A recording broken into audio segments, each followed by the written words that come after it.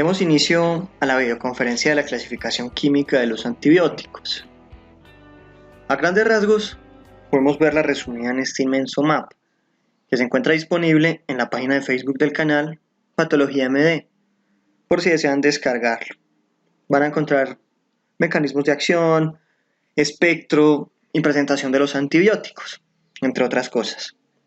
Por cuestiones de tiempo, no puedo enviarlo individualmente a correos electrónicos. Sin embargo, se las comparto a través de una plataforma virtual.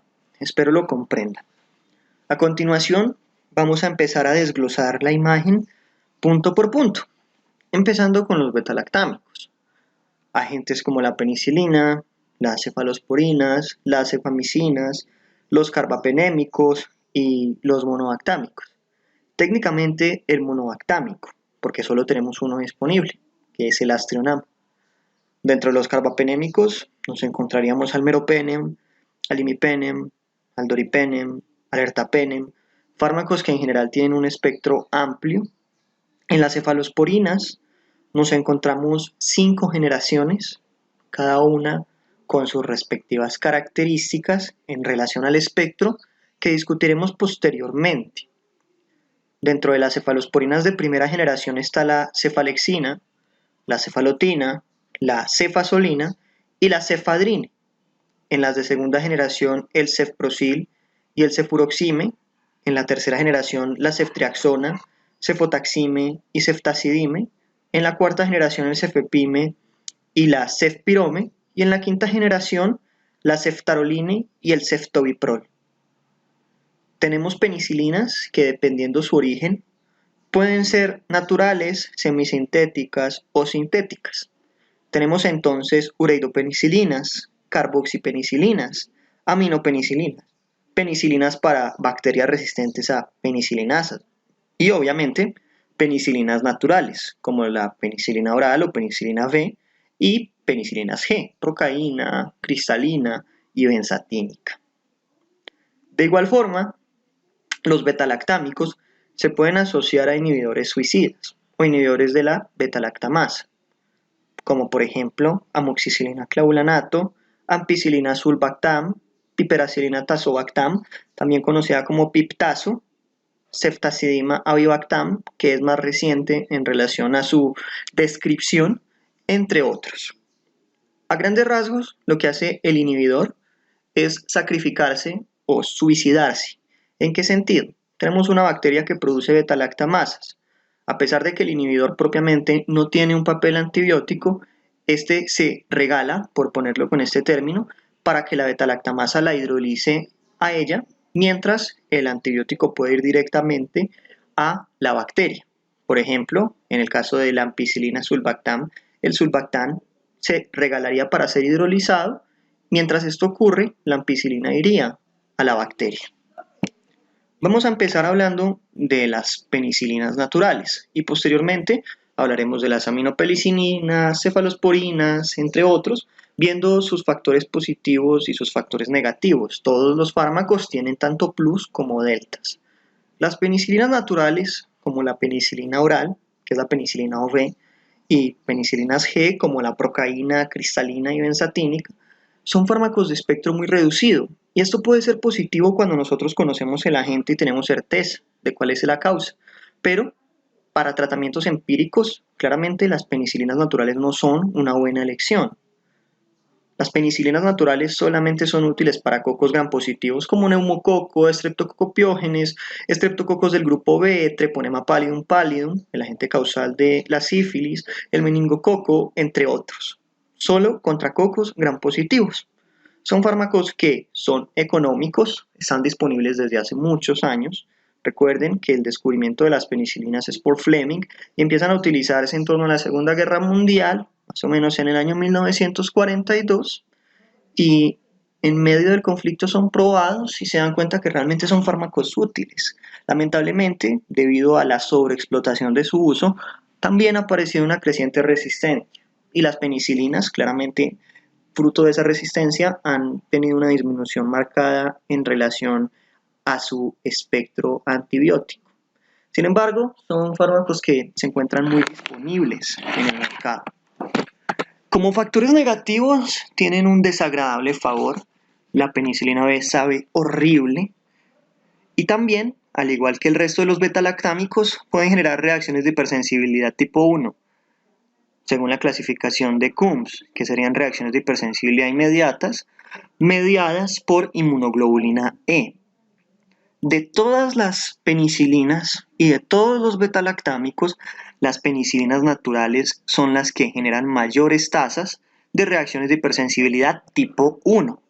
Ejemplos de reacciones de hipersensibilidad tipo 1, las alergias y las anafilaxias. Las anafilaxias son un tipo de reacción de hipersensibilidad tipo 1 según Coombs. Existen otras tres. Mencionándolas de forma general, serían las reacciones tipo 2, que son mediadas por anticuerpos, inmunoglobulina G primordialmente, y el menor grado de inmunoglobulina M. Son reacciones de hipersensibilidad citopática. Reacciones de hipersensibilidad tipo 3, que son mediadas por inmunocomplejos, y reacciones de hipersensibilidad tipo 4, que a diferencia de las tres primeras, no son mediadas por anticuerpos, sino son mediadas por células, en este caso directamente por linfocitos T, colaboradores. Continuamos hablando de las aminopenicilinas, como la ampicilina y la amoxicilina. Tienen un espectro reducido, pero un poco más amplio en relación a las penicilinas naturales. Actúan en cocos gram positivos como neumococo, estreptococo piógenes, listeria y también en bacilos gram negativos multisensibles, Quinguela y actinomyces. Son económicas, pero menos económicas que las naturales, son muy disponibles y generan menores tasas de hipersensibilidad, pero continúan teniendo un porcentaje importante de reacciones de hipersensibilidad tipo 1. Tienen un importante sobreuso, y esto es algo muy negativo, debido a que dicho sobreuso, que en muchas ocasiones no está justificado y está mal empleado, existe una tasa de resistencia alta que viene creciendo. Continuamos con los betalactámicos asociados a inhibidores suicidas. Habíamos mencionado algunos ejemplos, ceftazidime-avibactam, que es nuevo en torno a su descripción y uso dentro de la industria farmacéutica, ampicilina sulbactam, amoxicilina clavulanato, piperacilina tazobactam, entre otros. A diferencia de los betalactámicos descritos previamente, estos tienen un espectro amplio, incluyen cocos gram positivos y también bacilos gram negativos productores de blea, neumococos, por ejemplo, a nivel de los cocos gram positivos, staphylococcus aureus metilinosensibles, cocos de la cavidad vocal, y a nivel de los bacilos gram negativos nos encontramos, por ejemplo, el Haemophilus influenzae y también algunas enterobacterias. También son útiles contra anaerobios y en el caso del piptazo, piperacilina tazobactam, este es útil contra las pseudomonas. Aquí está mal escrito. La forma correcta de escribirlo es pseudomonas. Bueno, continuando. Como aspectos negativos, son fármacos que, debido a que tienen un espectro muy amplio, pueden generar incluso enfermedad diarreica aguda al afectar la flora bacteriana local. También tienen un sobreuso, eso ha generado que aumente la resistencia a estos agentes, principalmente a la amoxicilina clavulanato y también a la ampicilina sulbactam. Son fármacos que no cubren a la SAMC, pero pues sí cubren betalactamasas de espectro ampliado.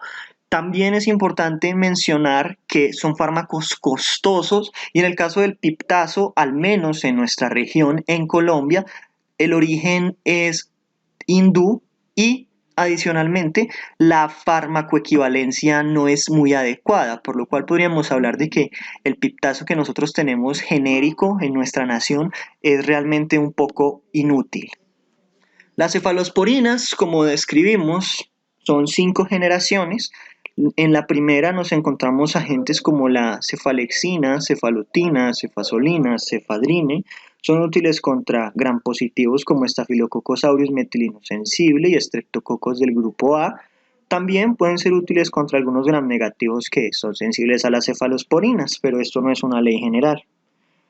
En las de segunda generación nos encontramos al cefprozil y el cefuroxime, útiles contra SAMS, neumococos, estreptococos del grupo A, bacilos gram negativos productores de urea. En la tercera generación la ceftriaxona, cefotaxime y ceftazidime, útiles tanto para estreptococos del grupo A como para estreptococos del grupo B, también para neumococos, estafilococos aureus metilinos sensibles, meningococo, enterobacterias productoras de blea, gonococos, entre otros. La ceftriaxona es el fármaco de elección para el gonococo, por ejemplo. En la cuarta generación está el cefepime y el cefpirome, útiles contra bacilos gram negativos blea, también para pseudomonas, para cocos gram positivos, y tienen una característica muy interesante y es que tienen una penetrancia óptima a nivel del sistema nervioso central, lo cual es que sean agentes útiles, por ejemplo, en el contexto de algunos cuadros de meningitis, cuando la bacteria causal es sensible a las cefalosporinas de cuarta generación. Y en la quinta generación nos encontramos a la ceftaroline y el ceftobiprol, que son propiamente para estafilococos aureus metilino resistentes y tienen un espectro antibiótico muy reducido. Los monobactámicos básicamente son solamente un agente, que es el Aztreonam. El Aztreonam tiene un espectro muy reducido, pero es muy útil contra bacilos gram negativos. Funciona como antiséptico urinario, funciona también para la profilaxis prequirúrgica y tiene poca resistencia. ¿Qué es lo malo? Es un agente que tiene una alta tasa de reactogenicidad, es poco conocido, es poco usado y su espectro, como mencionamos, es muy pequeño. Los carbapenémicos son excelentes fármacos, como el ertapenem, el imipenem, el meropenem, el doripenem, entre otros. Son fármacos excelentes. Tienen un espectro muy amplio. De hecho, en relación a todos los antibióticos, son el grupo de fármacos que tiene un espectro más ampliado. Actúan en bacilos gram negativos, en blea, en ble, en algunas SAMC y en pseudomonas. Son útiles en anaerobios, también son útiles en cocos gram positivos como los estreptococos del grupo A y el B, neumococos, estafilococos aureus metilino sensible. Tienen una característica muy importante y es que, por ejemplo, en el caso del imipenem y el meropenem, son fármacos que son muy útiles contra pseudomonas aeruginosas. En el caso del ertapenem, este no tiene cubrimiento para las pseudomonas y por ende el ertapenem no presiona la resistencia en las pseudomonas. Otra cosa buena del ertapenem es que es muy eficaz contra bacterias gram negativas y requiere una dosis única diaria. Por otro lado, el imipenem y el meropenem sí tienen directamente acciones sobre pseudomonas y pueden ejercer presión. Por ende, también son muy útiles en el caso de las infecciones por pseudomonas. El imipenem es el único carbapenémico que tiene entrada a la barrera hematopancreática, lo cual hace que sea útil, por ejemplo, sobre infecciones fruto de complicaciones de la pancreatitis, por ejemplo. Como aspectos negativos, el meropenem viene en sobreuso, eso está induciendo resistencia. El ertapenem, a pesar de que es muy bueno y es una sola dosis y es muy eficaz contra gram negativos y que no genera presión sobre pseudomonas, es un fármaco que no está en el plan de salud, lamentablemente, por lo cual hay que llenar MIPRES. El imipenem, otro aspecto negativo es que en los pacientes pediátricos disminuye el umbral convulsivo y por ende el imipenem no se usa mucho en pediatría. En los glucopéptidos nos encontramos la vancomicina y la tecoplamina, tienen un espectro extremadamente reducido. Las polimixinas como colistina y polimixina B y los lipopéptidos como la daptomicina. Hablemos de la vancomicina. La vancomicina es un fármaco que es altamente bactericida. Es muy útil para Staphylococcus aureus metilino resistente, también para infecciones por enterococos tanto fecalis como faecium. Sin embargo, últimamente han aparecido incluso bacterias que son resistentes a la vancomicina. También son útiles en los estafilococos coagulasas negativos, en el Clostridium difficile. Son fármacos que en general son económicos, son disponibles. Los glucopéptidos como aspectos negativos tienen, por ejemplo, un espectro muy reducido, una farmacocinética errática. Otro problema que tienen que debemos destacar es que tiene un bajo volumen de distribución, es muy hidrofílico, lo cual es bueno y malo, pero esto pues depende del contexto en el cual nos encontremos. Son también fármacos que, por ejemplo, en el caso de la vancomicina, pueden inducir una condición que se conoce como síndrome del hombre rojo, y también en el caso de los glucopéptidos son fármacos que principalmente en el caso de la vancomicina tienen una gran toxicidad renal, son muy nefrotóxicos. Dentro de los lipopéptidos nos encontramos a la daptomicina. Son fármacos que también son altamente bactericidas. Los lipopéptidos son útiles para Staphylococcus aureus metilino resistente, estreptococos del grupo A, neumococos, estafilococos coagulasa negativo, enterococos. Son fármacos altamente efectivos y tienen tasas de eficacia similares a la vancomicina, que es un glucopéptido. Habíamos discutido los glucopéptidos hace un momento. Como aspectos negativos, la daptomicina es inactivada por surfactante, no sirve en endocarditis del lado derecho y tiene numerosos efectos adversos. Continuamos hablando de los inhibidores de la síntesis de proteínas y ADN, donde encontramos a las quinolonas. De primera generación encontramos al ácido nalidíxico, de segunda generación ciprofloxacina y norfloxacina, de tercera generación levofloxacina, de cuarta generación gatifloxacina y moxifloxacina, los inhibidores de los fulatos, como por ejemplo las sulfas y el trimetopin, los macrólidos como eritromicina, acitromicina y claritromicina, las oxazolinonas como el linesolido o el temozolid, las tetraciclinas como la doxiciclina, tetraciclina, minociclina, digeciclina, aminoglucósidos que también tienen generaciones, de primera generación la gentamicina y la micacina y de segunda generación el plaxomicin, y las lincosamidas como por ejemplo la clindamicina. Las quinolonas tienen varios aspectos útiles. Por ejemplo, las de primera generación son muy buenas como antisépticos urinarios. Son buenos también en el contexto de las infecciones de vías urinarias. Sin embargo, hace poco la FDA sacó un comunicado donde proscribía la utilización de las quinolonas en la mayoría de las infecciones y las dejaba reservadas prácticamente para infecciones respiratorias. Esto debido a las tasas de resistencia, que en Colombia las tasas de resistencia a quinolonas en algunas regiones y en algunas zonas llegan incluso a ser superiores al 50%. Las de segunda generación realmente no se utilizan mucho en el contexto de pediatría, se emplean en algunas situaciones especiales. Las quinolonas tienen un problema que debemos mencionar y es que pueden afectar lo que viene a ser el centro de crecimiento, por lo cual puede afectar el desarrollo de los niños. Sin embargo, esto últimamente, a partir de algunos textos, ha venido a ser cuestionado, porque efectivamente sí puede generar alteraciones en el crecimiento, pero no es algo que ocurra en todos los casos y no es muy común que pase. Sin embargo, la recomendación general hasta el momento, hasta que aparezca información más sólida, es que las quinolonas no deberían utilizarse rutinariamente en pacientes pediátricos.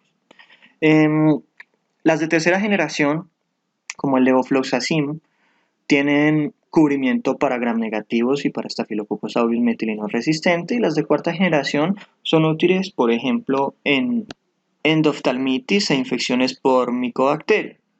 Como aspectos negativos, por ejemplo, en el caso del ácido nalidíxico, que el ácido nalidíxico es un excelente medicamento, por ejemplo, para las enfermedades diarreicas agudas bacterianas. De hecho, según las recomendaciones de IEPI, las enfermedades diarreicas agudas de origen bacteriano, las disenterías, deberían ser tratadas con ácido nalidíxico. Sin embargo, es muy difícil conseguir ácido nalidíxico en nuestra región, en Colombia. En el caso de las quinolonas de segunda generación, como ciprofloxacina y norfloxacina, lamentablemente están teniendo unas tasas altas de resistencia. Como indicamos, en algunas zonas llegan a ser superiores al 50%, además de que tienen un uso desmedido. Y en el caso de las de tercera y cuarta generación, como por ejemplo levofloxacina, gatifloxacina y moxifloxacina, son fármacos que son costosos. Los aminoglucósidos, continuando, son antibióticos que son útiles para bacilos gram negativos, blea, bleam, C, incluso pueden llegar a ser útiles en bacterias como los enterococos que tienen resistencia parcial a los aminoglucósidos siempre y cuando, y esto es algo fundamental, el aminoglucósido vaya asociado en sinergia a otro fármaco, otro antibiótico, dependiendo también del perfil del antibiograma, como por ejemplo la ampicilina. En el caso de los enterococos fecalis, estos suelen ser sensibles a la ampicilina. Y en este contexto, por ejemplo, la ampicilina, acompañado de un aminoglucósido en un tratamiento sinérgico, es un tratamiento que realmente sería útil en este ejemplo hipotético de una infección por un enterococo fecalis.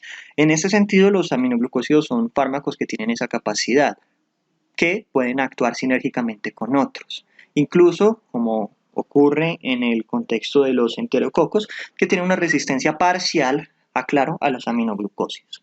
Los aminoglucósidos tienen un pico de concentración adecuado, por lo cual se requiere una dosis diaria, no comparten resistencia cruzada y están altamente disponibles. Como aspectos negativos, estos se inactivan en medios anaerobios como el pus, por lo cual no son útiles en infecciones como por ejemplo abscesos. Son fármacos que son muy nefrotóxicos y son ototóxicos, requieren aplicación en la mañana para que puedan funcionar adecuadamente. Esto debido a factores propiamente vinculados con el metabolismo del medicamento, además de que son fármacos que requieren una dosis de carga y una dosis de mantenimiento. Continuamos con los macrólidos. Los macrólidos son útiles en infecciones por gérmenes atípicos como Bordetella pertussis, Bartonella. También son fármacos que son antibiofilm y tienen una capacidad anti-inmunomoduladora, lo cual ha hecho que últimamente crezca el interés en ellos. Como aspectos negativos, tienen una baja utilidad o una baja efectividad, a pesar de que está referida en neumococos y en estreptococos del grupo A. Son agentes que además son muy flevíticos y pueden generar hipertrofia pilórica. Otros fármacos importantes a destacar son los pertenecientes a las oxazolidonas, como por ejemplo el Linezolid. El Linezolid es útil contra estreptococos del grupo A, del B, neumococos, SAMS, Staphylococcus aureus metilinoresistentes, Visa, enterococos. Tienen algunas ventajas, como que por ejemplo tienen un efecto antitoxina, lo cual hace que puedan ser muy útiles para bacterias productoras de toxinas. Adicionalmente tienen una buena penetrancia en el pulmón, pero tiene algunas desventajas, como que por ejemplo son costosos, son lipofílicos. Esto puede ser bueno y puede ser malo, dependiendo de lo que nosotros queramos lograr y al sitio que llegamos a llegar. No son útiles en bacteremias, y también otro problema con el Linezolid, por ejemplo, es que tiene toxicidad hematológica. La clindamicina, que es un fármaco que pertenece a las lincosamidas, son útiles en infecciones por estreptococo del grupo A, del B, neumococos, anaerobios, SAMS, Staphylococcus aureus metilinoresistente, toxoplasma y malaria. Tienen algunas ventajas, como que son útiles en el manejo empírico de infecciones por Staphylococcus aureus, son lipofílicos, tienen una alta difusión a tejidos y al igual que el Linezolid son antitoxinas. Por eso es que son útiles en infecciones por bacterias que producen toxinas, como por ejemplo es el caso del Staphylococcus aureus. Como desventaja, tiene una resistencia cruzada cuando hay patrones de resistencia MLS, y también puede generar algo que se conoce como colitis pseudomembranosa. Todos los antibióticos pueden generar colitis pseudomembranosa, sin embargo las tasas con clindamicina son mayores. El trimetoprim usualmente suele venir asociado al sulfametoxazol. El trimetoprim sulfametoxazol es útil en infecciones por neumococos, SAMS, Staphylococcus aureus metilinoresistentes, Visa, Stenotromonas, Burkholderia, y también incluso en toxoplasma. De igual forma se puede utilizar en profilaxis, como por ejemplo en el caso del Pneumocystis jirovecii para los pacientes con VIH. Tiene una baja resistencia a Staphylococcus aureus metilinoresistente. En el caso de sus desventajas, no se puede utilizar, por ejemplo, en enfermedad diarreica aguda y en ITU, debido a que actualmente existen unas tasas de resistencia muy altas, incluso llegan a el 80%, por lo cual el trimetoprim y el sulfametoxazol en este momento está prácticamente proscrito para las infecciones de vías urinarias. Puede generar reacciones cutáneas y también genera toxicidad hematológica.